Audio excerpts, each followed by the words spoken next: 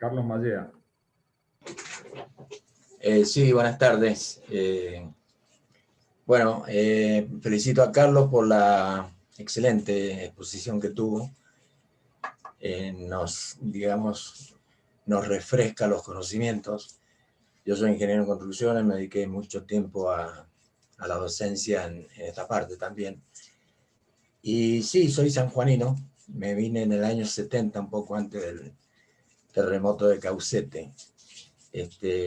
O sea que nuestra provincia está marcada por estos acontecimientos. Eso nos genera una impronta, como dijo Adolfo, especial a veces, que nosotros tengamos, que hayamos convivido con estos acontecimientos. Y bueno, le prestamos la atención mayor que podamos. Yo también quería generar, aprovechando este espacio que me dan, aparte de felicitar también a los organizadores, Luis Blanco, que lo veo ahí, a todo el equipo del Ateneo. Quería preguntar o formular una pregunta, no sé si va a ser media incómoda, pero que está, digamos, contextualizada, digamos, muy actual. Escuché por ahí que la incorporación de agua, por los distintos métodos, creo que era un geólogo el que lo decía, puede, digamos, activar o despertar de algún modo las fallas activas. Eso me genera una inquietud, por lo menos una pregunta que quería dejar planteada. Se está hablando mucho del fracking. El fracking es incorporación de agua a las napas, ¿cierto? Por distintas herramientas o por distintos métodos se incorpora agua. Esa incorporación de agua, digamos, que se hace en el método de extracción de petróleo por fractura hidráulica, no afecta, digamos, a la zona en forma sísmica. Esa es una pregunta que dejo planteada.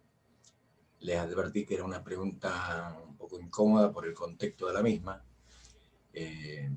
pero nada más quería tener esa inquietud y si alguien me la puede, digamos, evacuar o contestar. No es incómoda la pregunta, al contrario, es enriquecedora, me parece oportuna. De Eduardo, además de Eduardo Cerdoch, está Guillermo Pensado, porque este tema lo hemos tratado mucho y verdaderamente nos han explicado este tema especialistas con mucho conocimiento. Así que es muy bueno, Carlos Mallea, que lo plantees, porque nosotros tenemos que cumplir con esa función, con la función de profundizar los conocimientos científicos y ver de los que más saben obtener esos conocimientos y que podamos de alguna manera divulgar y sacar dudas de encima. Esto es lo que quería decir. Dale, Eduardo, perdóname que sí, no, perdón, no, así nos entreveramos. Otra cosa que quería agregar, acá hubo un movimiento que fracasó porque no tuvimos lo que se llama la licencia social. La licencia social se obtiene a partir de la información, a partir de transmitir los conocimientos, y creo que en eso hemos un poco fallado a la sociedad. Por eso es importante destacar este tema y corregir lo que haya que corregir para obtener esa licencia social que, digamos, impacta directamente o va a impactar directamente con algunos emprendimientos y por ende en la matriz productiva de la región. Gracias por escucharme. Bueno, sí, oportuna la pregunta y hace mucho que nosotros queremos hablar del tema. En principio, dado que para producir el fracking se inyecta agua a presión, hay una confusión muy grande. Una cosa es lubricar una falla y otra cosa es romper un estrato. Romper, estamos hablando de fisuras de no más de 2 milímetros de espesor. Son dos cosas muy distintas, porque una cosa es donde está ubicada la explotación de petróleo y otra cosa es que haya una falla cerca. Entonces hay consenso internacional en que en realidad no es el fracking. El problema es la cantidad de agua de purga, el agua residual. No solo en fracking, en cualquier otra explotación convencional. Cuando hay un yacimiento con muchos pozos en explotación, hay una gran cantidad de agua. Para dar un dato, La Ventana, Barranca, Vizcachera, toda esta zona norte de Mendoza, que llevan años en producción, la producción de petróleo, lo que sale del pozo, es el 8, el 5%. Lo demás es agua. ¿Qué hacen con ese 95% de agua? Se ahogan en agua. Entonces, como no se va a tirar el agua al río como se hacía antes, como no se va a reinyectar a baja profundidad como se hacía con los pozos sumideros, lo que se hace es reinyectar con pozos que ya no son productivos, usarlo al revés, previo tratamiento del agua, esa que hay que retirarle todo el resto de petróleo para que no se tape el pozo con petróleo aceitoso, digamos, por más que sea mínimo, para que tenga durabilidad ese pozo inyector. Y se devuelve esa agua a formación, es decir, se la coloca en el lugar de origen. Toda esa gran cantidad de agua que salió y que vuelve a entrar, tiene una doble función. Primero, es eliminar el agua esa que no sabemos qué hacer, que ya no la va a tirar al río como hacían antes y contaminaban todo. Y segundo, y muy importante, represuriza el yacimiento.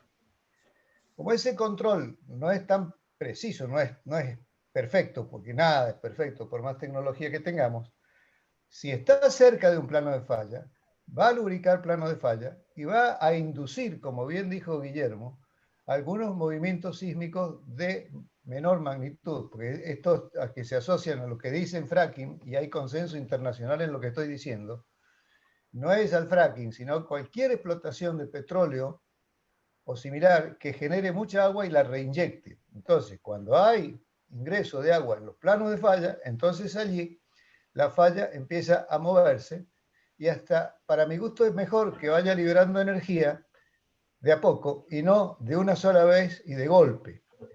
Entonces, en la zona en Estados Unidos, cerca de Texas, por allí, en estados aledaños, ha habido un incremento de la sismicidad, pero no es por el fracking, repito, sino por la gran abundancia de cantidad de agua que se produce como agua residual y que se reinyecta a formación.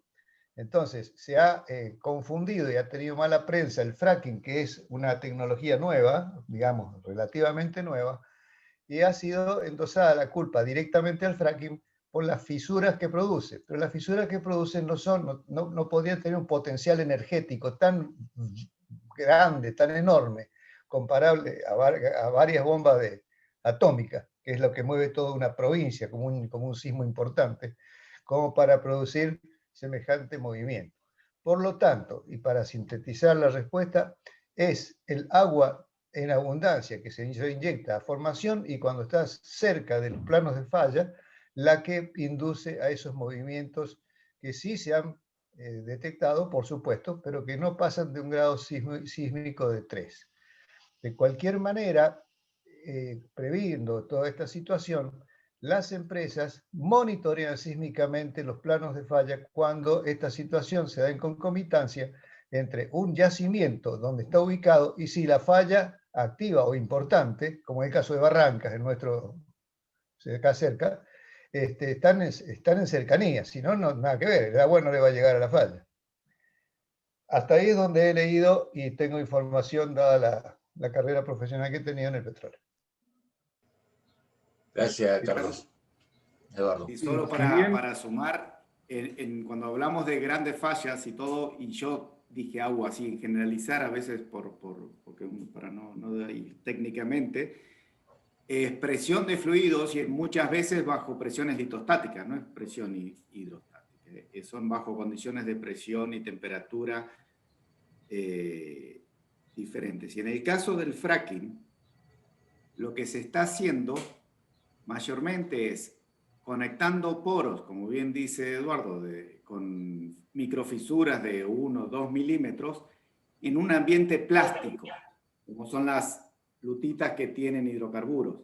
Entonces, al estar dentro de un ambiente plástico, la proyección de esa energía no va más allá de la misma lutita, de la misma arcilla que mantiene el hidrocarburo.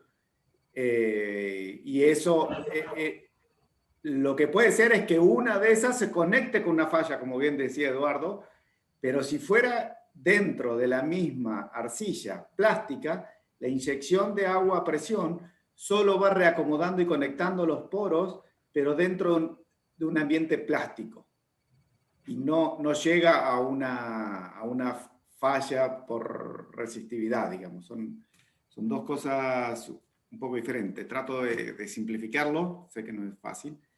Pero le voy a contar un ejemplo además en la falla de San Andrés, lo leí hace mucho tiempo, era un experimento que se estaba haciendo y era justamente inyectar agua a presión en zonas para favorecer la generación de sismos con menor energía que si no se inyectara agua y van acumulando energía y rompen más largo en el tiempo. Eso, la verdad que después no sé bien cómo terminó ese estudio, pues hace muchos años, pero los resultados eran eso. Se estaba haciendo en la zona de California, creo, esos experimentos. Quizás Carlos sepa más porque hace muchos años. No es mi tema. Entonces, para agregar una cosa que mientras vos hablabas vino más en mi cabeza. Entre un grado sísmico y el siguiente en la escala de Richter hay 31 veces la energía, que no es lineal, es logarítmico. Entonces, hablar de grado 3 a grado 4, estamos hablando ya de 31 veces más energía para un grado 4 que para un grado 3. Y grado 4 todavía no se puede calificar de demasiado peligroso para la construcción. Y otro punto que no mencioné, que te agradezco, Guillermo, que lo hayas dicho, porque cuando hablaste de la deformación de las lutitas, me acordé de la profundidad. Esas profundidades no pasan, en nuestro caso, y más en Vaca Muerta, de los 3.000 metros.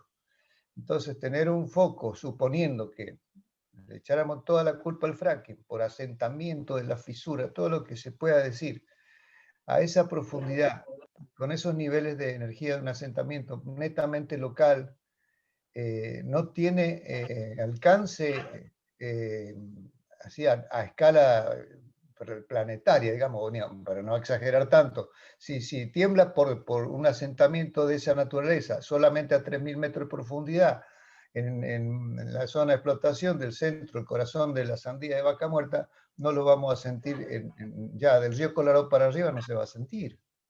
O sea, son cosas sumamente leves para este tipo de discusión.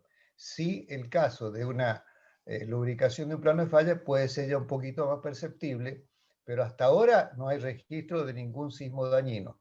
Y los que hayan sido de mayor importancia todavía está por discutir si no fueron sismos naturales, no estar directamente culpando a la industria, como muchas veces ha pasado en otros rubros como minería, etcétera, que, como bien decía Carlos Mallea, tienen poca licencia social debido a la desinformación o a mala información intencionada. Bien, vamos a apartarnos un poquito de este tema planteado por Carlos, porque ya lo hemos tratado bastante. Victorio, adelante entonces. Ateneo, que es un foro muy lindo porque por la diversidad temática que hay, realmente se puede hablar desde muchos enfoques diferentes, así que esa es una de las cosas lindas que tiene el foro Luis Blanco. Luis, como siempre. Gracias. Ayudándonos y siempre has estado ahí al pie del cañón, ayudándonos en la difusión, flyer, en fin, en todo. En el vamos, así que te quería destacar en eso y agradecerte. Gracias, Eduardito. Miguel quiere hablar. Miguel, bueno, cómo no. Adelante, Miguel. Bueno, no, la verdad que yo diría el intercambio de opiniones que se genera después de cada charla son muy enriquecedoras y eso creo que es muy valioso para el grupo y para todos nosotros que participamos de esto. Dentro de la charla que dio Carlos, y atento que también aquí tenemos a un geólogo que ha dado también su opinión, quería destacar fundamentalmente algunas tareas que realizamos en el CDT, fundamentalmente relacionado con la actividad que realiza Carlos y su grupo, que es precisamente ver la geología desde el punto de vista de la ingeniería civil. Porque por allí los geólogos que realizan un trabajo fascinante dentro de su especialidad, por allí engloban el problema desde el punto de vista que es difícil aplicarlo y traducirlo en términos de herramientas para la ingeniería civil. Y ese es el trabajo que también es importante destacar, porque digo, la geología hace muchos trabajos interesantes para la propia geología, y de allí nosotros a veces tomamos un insumo importante para poder traducirlo a un lenguaje de la ingeniería civil que pueda ser expresado en los reglamentos, como lo ha puesto Carlos, y que pueda ser de alguna manera también evidenciado en los diseños estructurales que realizamos dentro de la ingeniería civil. Así que allí hay una línea que divide, yo diría, la ingeniería estructural sismo resistente con la geología muy finita, en la cual cada especialidad toma su propio insumo. Y eso es importante destacarlo porque a veces hay superposición de contenidos en aspectos que hacen a distintas disciplinas.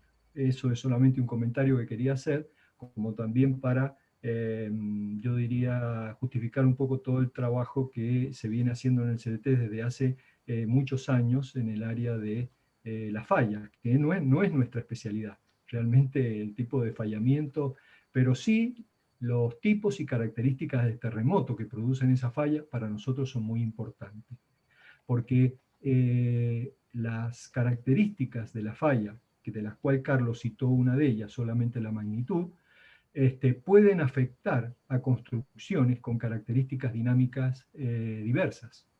Es por eso que vemos en algunos terremotos edificios que han soportado con cierto éxito los terremotos y otros que han sido fuertemente dañados. Así que bueno, es un comentario como aporte a esta discusión que se genera en el post charla. Gracias por la posibilidad de poder participar. Gracias a vos, Miguel.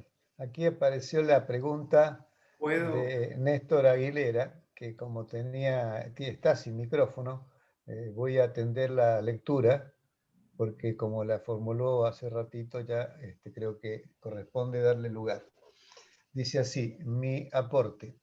Primero, anecdótico.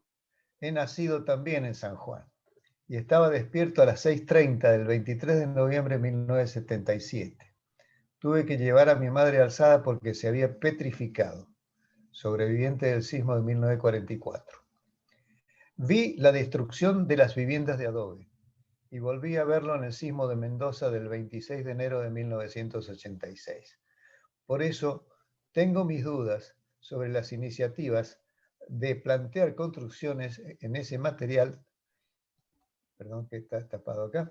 Habría que divulgar lo expresado por el expositor sobre la respuesta esperada a un sismo.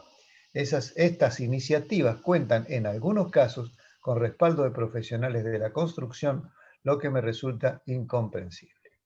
Es lo que aporta Néstor Aguilera. No sé si Carlos Frau ha podido escuchar el comentario. Sí, no, por supuesto, comparto 100% lo que dice ahí Néstor y bueno, es así, es un tema que quizás sería bueno hacer después en otro momento un debate, pero se van, a ver, la gente que está a favor de esto está buscando un argumento a ciertas como que virtudes aisladas. Entonces, cada uno ve cada fenómeno aislado como que va bien, pero en realidad el conjunto hace que no vaya, no es lo mismo. Entonces, qué más térmico, qué más sustentable, ¿no? Entonces, bueno, siempre se van buscando y cada una de las defensas individualmente son coherentes, son bien, pero no hay una consistencia en el conjunto. Y entonces, bueno, y hay una imposibilidad concreta de poder plasmar tantas reglas, porque empiezan a sumar de reglas a la construcción de adobe para que pueda llegar a tener una resistencia mínima. Entonces, hay que dar esto, al final se naturaliza y también damos un mensaje confuso al grueso de la población. O sea, si viene una persona, voy a decir un ejemplo burdo, pero no porque quiera, sino si viene una persona de un empresario o una bodega y dice voy a construir un salón de adobe porque esto, yo, bueno, pero eso es un contexto muy particular, el tipo va a hacer seguramente una ingeniería, toda una cuestión para decir que su casa es su bodega de adobe, pero el grueso de la gente va a tomar que esa posibilidad como que es posible que lo que hace y que entonces va a fomentarse esa construcción descontrolada y lo que vamos a estar construyendo es viviendas vulnerables para un terremoto que las pueda dañar. Entonces me parece que ahí está el concepto, que hay que verlo desde el punto de vista social y más general, no solamente de uno si este material, que de hecho no tiene ductilidad material, una vez que es frágil, una vez que alcanza una resistencia se cae, no tiene. Y voy a decir un detalle, no lo comenté porque bueno, obviamente no tiene de tiempo, pero nosotros los estudios que hemos estado haciendo de microvibraciones en la zona Villa Marini, ahí donde se fue el terremoto, usted fíjense, relacionado con lo que decía Eduardo, si usted, hay unos estudios también de Perú, donde determinaron que en realidad, por el espesor que tienen las paredes y el peso que supuestamente sería un poco más liviano que el hormigón, pero por el espesor, y de las paredes, las construcciones de adobe son de alta frecuencia, de bajo periodo. Y los terremotos locales son muy ricos en alta frecuencia.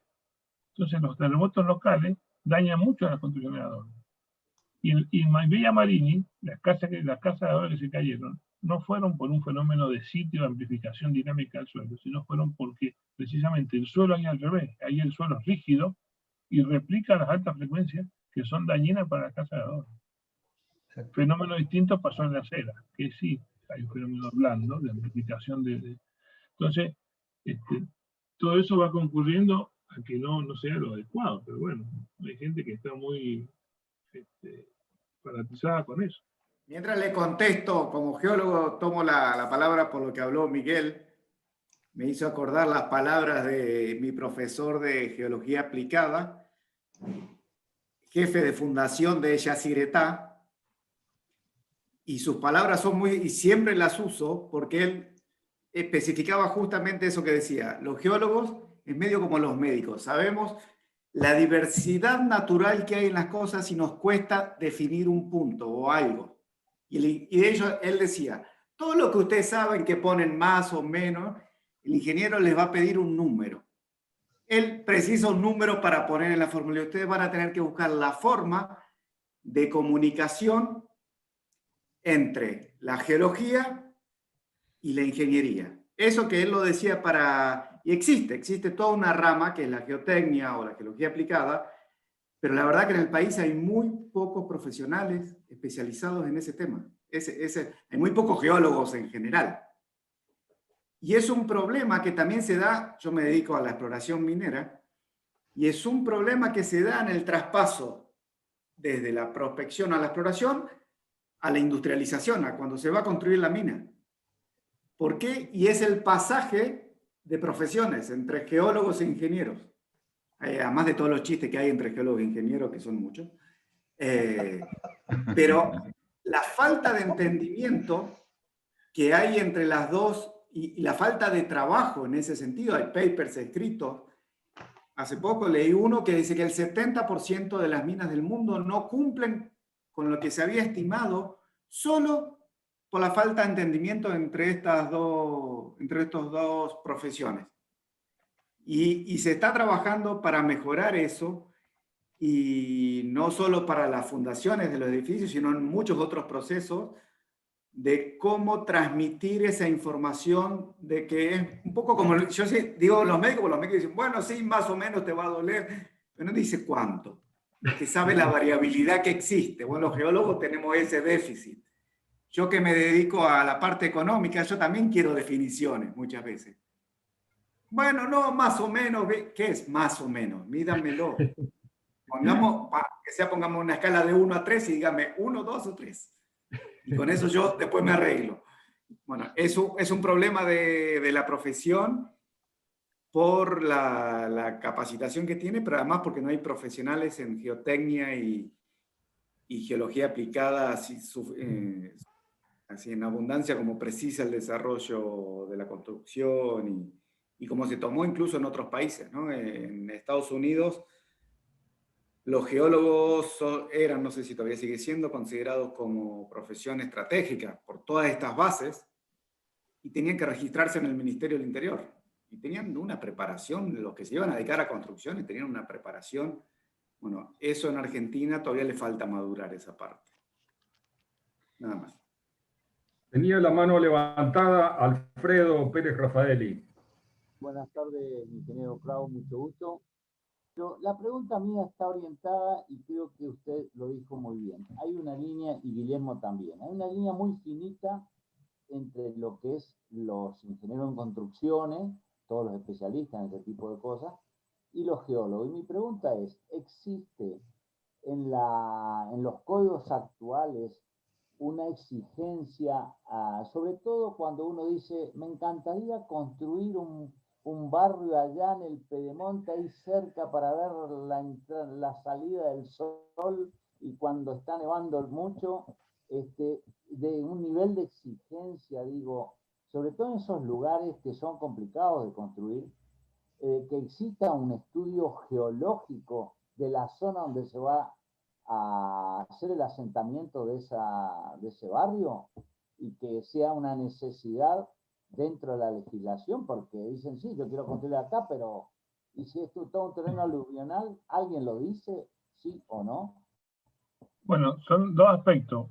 Desde el punto de vista de si hay lugares peligrosamente sísmicos por alguna falla en particular, eso no existe porque todavía yo decía que en nuestro país en eso estamos atrasados, en donde todavía tenemos macro zonas sísmicas 4, 3, donde áreas. Tenemos que ir a que se hagan estudios, bueno, todavía no se han hecho, pero de microzonificación donde las áreas estén más identificadas y las fallas estén identificadas, todos para que se pueda hacer un mapa donde usted va, si va a construir aquí, estos son sus coeficientes sísmicos porque usted está cerca de una falla, está más lejos de la falla más grande. Es un punto. Desde el punto de vista de las características del subsuelo, del terreno, hay dos aspectos. Uno, la característica del terreno superficial que apunta a la capacidad portante del terreno para resistir la construcción. Que es decir, bueno, usted va a apoyar acá un edificio, entonces para eso están los estudios geotécnicos o de estudios mecánica suelo, para definir si la capacidad del terreno portante es suficiente o no. Y la otra característica que es si todo el estrato de suelo que media entre la superficie y el lecho rocoso, bueno, nosotros decimos lecho rocoso, pero no es también es un limbo, como los geólogos tienen diferentes conceptos, pero entendamos como lecho rocoso la parte ya de altas velocidades de onda de corte, de 1000 metros por segundo para arriba. Entonces, ese estrato de suelo puede tener características blandas y ser amplificador de onda sísmica. Entonces, eso, el reglamento establece otra clasificación que un geotécnico o un geólogo debe decir, esta es la característica del substrato, y con esta característica, entonces usted tiene que decir, bueno, entonces es factible, digamos, probar la amplificación sísmica, entonces tiene que aplicar coeficientes específicos para eso. O sea, eso está contemplado de alguna manera. Pero hay una parte que todavía nos está faltando, una pata que nos estaría faltando. O sea que con un estudio de geofísica, digamos, que sería dentro de los estudios geotécnicos, de una sísmica muy sencilla de refracción para determinar lo que sería lo que denominamos en petróleo, determinar lo que es el weathering, es decir, ese terreno muy suelto y llegar al terreno firme y rocoso, está incluido dentro de la exigencia. Claro. Sí, hay distintos métodos para hacer eso. Nosotros en la universidad, porque bueno, la geosísmica tiene un costo y por ahí cada construcción replicar eso. Ahora se está usando un método bastante económico y sencillo, y es bueno para este aspecto, no para otros aspectos que seguramente petroleros que son de mucho más de precisión. Pero para esto hay un método que se llama medir vibraciones ambientales en superficie, se llama método de Nakamura o de cociente espectral H/B, y con midiendo vibraciones ambientales uno puede establecer la frecuencia de ese estrato de suelo suelto. Y con la frecuencia del suelo suelto puede ver si está es plausible su verificación dinámica o no. Bien, gracias. Bueno, puedo hacer un pequeño aporte respecto de lo que es la amplificación sísmica, porque puede sonar como que hay alguien que está creando energía, y no es así, ¿no es cierto, Carlos? Vos lo debes conocer. Bueno, el concepto de flujo de energía. Claro, no, la energía, bueno, vamos a suponer que es la misma, que en un pequeño tránsito no hay una pérdida por fricción de calor importante. La energía es proporcional al producto de la amplitud y de la impedancia acústica, que hay que verla como la densidad. Entonces, cuando pasa de un terreno consolidado a uno de menor densidad, un material aluvional, baja la densidad, por lo tanto aumenta la amplitud para mantener ese producto constante, puesto que el invariante es la energía. Entonces, hay energía constante, hay una merma en la densidad, pero hay un aumento en la amplitud, y eso es lo que se conoce como amplificación. Sí, señor. Excelente explicación.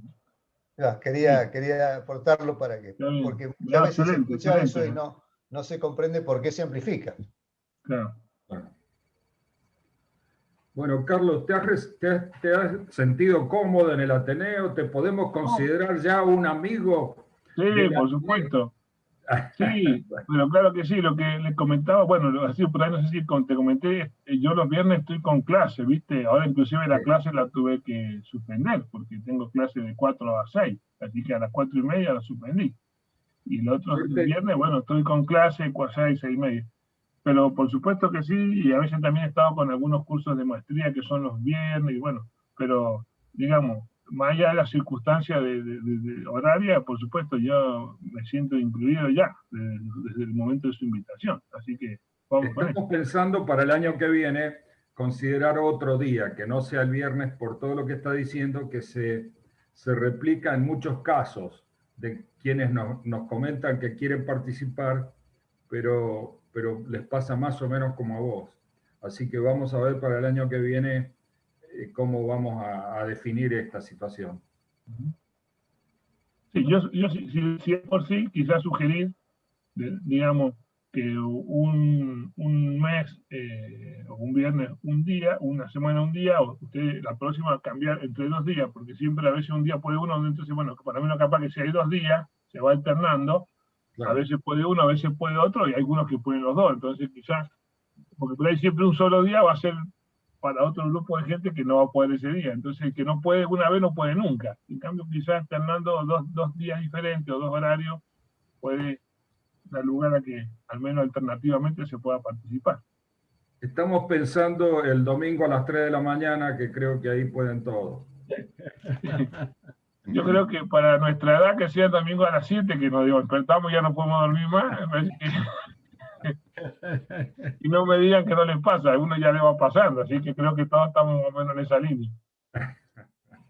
Bueno, Carlos, la verdad que además de que tus alumnos te agradecen haberle dado la hora libre, te vamos a agradecer mucho con un nuevo aplauso. Como hacemos siempre, te agradecemos mucho que nos hayas enseñado todo esto. No, está bien, gracias a ustedes por también el esfuerzo, organizar, que lleva su tiempo, así que la verdad que es meritorio también de la parte de ustedes, ¿verdad?